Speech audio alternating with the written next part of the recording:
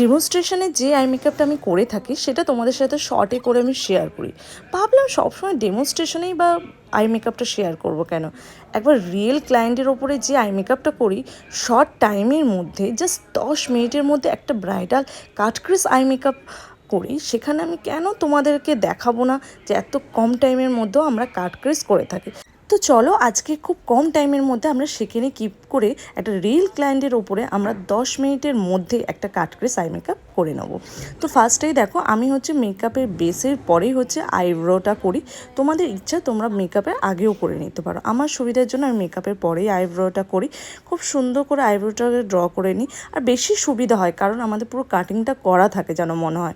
Foundation দেওয়ার পর just একটুখানি ড্র করলেই কিন্তু আমাদের খুব সুন্দর এসে যায়। তারপরে যেখানে যেখানে মনে হলো যে একটু বেড়ে গেছে সেখানে আমি কিন্তু কনসিলার দিয়ে একটু করে কাটিং করে নিয়েছি। তারপরে এখানে আমি ইউজ করেছি ডার্ক ব্রাউন শেড। এখন সত্যি করে যেটা রেড, অরেঞ্জ, ইয়েলো এইসব যেন রিয়েল ক্লায়েন্টরা করতে চায় না, পছন্দও করে না, যতটা পারে সফটের উপর। বাট এই ক্লায়েন্টের কোনো রকম ডিমান্ড ছিল না, বলেছিল যে একটু সুন্দর করে আই মেকআপটা করে দিতে। তো ভাবলাম যে একটু কাটিংই করে নিই, কারণ আমার ক্লায়েন্টের চোখটা ভীষণ সুন্দর ছিল। ফার্স্টেই দেখলে যে আমি একটা ডার্ক কালার ইউজ করেছি, সেখানে একটা ডার্ক ব্রাউন কালার বলতে পারো বা জাম কালারের ওপরেও বলতে পারো, সেটা আমি ইউজ করেছি। তোমরা যেটা ইচ্ছা সেটা ইউজ করবে, যেটা ডার্ক কালার। তারপর আমি দেখো এখানে কনসিলার দিয়ে কাটিং করে নিয়েছি একটা ফ্ল্যাট ব্রাশ দিয়ে। আরও সুন্দর করে আমি কাটিংটা করার জন্য এখানে একদম ট্রিপলসের যে তুলি আছে সেটা দিয়ে আমি আরও এনহ্যান্স করেছি, মানে কাটিংটাকে আরও সুন্দর করেছি। তোমরা চাইলেও কিন্তু করতে পারো, যদি না চাও তোমরা ফ্ল্যাট ব্রাশ দিয়ে যেমন করছিলে সেই রকমও করতে পারো। তো এখানে দেখো আমি জাস্ট একটা থেকে দুটো কালার ইউজ করেছি, সেখানটা আমি আউট অফ কর্নারটা শুধু ডার্ক কালার করেছি।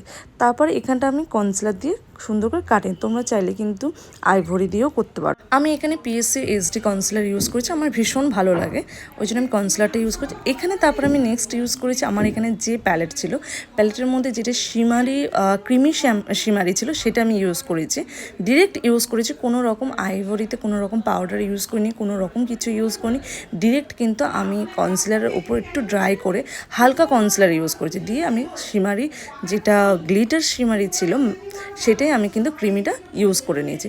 তারপরে সুন্দর করে ফ্ল্যাট ব্রাশ দিয়ে আমি কিন্তু ওটাকে ব্লেন্ড করে দিয়েছি। সেম জিনিস সেম প্রসেস, একই কালার দিয়ে আমি হচ্ছে লোয়ার ল্যাশে যে কালারটা আছে সেটা হচ্ছে যেটা আউট অফ কর্নারে যে কালারটা দিয়েছিলাম সেই কালারটা দিয়েছি। তারপরে অফ হোয়াইট কালার দিয়ে সেটাকে ভালো করে ব্লেন্ড করে দিয়েছি, বা তোমরা চাইলে ব্রাউন কালারও দিতে পারো।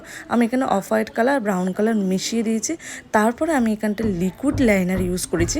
অনেকেই এত জেল পছন্দ করো, তো আমি বেশি রিয়েল ক্লায়েন্টের ক্ষেত্রে জেলের চেয়ে আমি লিকুইডটাই বেশি ব্যবহার করি। ইনার কর্নার ক্ষেত্রে তখন আমি হচ্ছে জেলটা ব্যবহার করি, আবার মাঝের ক্ষেত্রে আমি হচ্ছে জেল ব্যবহার করি। তো বেশিরভাগ ক্ষেত্রে আমি লিকুইডটাই পছন্দ করি, লিকুইডটা আমার ভালো লাগে।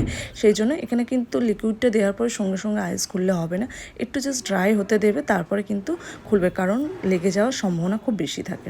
তারপরে সুন্দর করে ইনার কর্নারটা আমি একটুখানি করে নিয়েছিলাম। ইনার কর্নারটা না বাড়ালে আমার ঠিক যেন ভালো লাগে না, বিশেষ করে যাদের চোখটা খুব বড় বড় থাকে তাদের ক্ষেত্রে কিন্তু বাড়ানোর প্রসেস থাকলে তখন আমরা বাড়াই।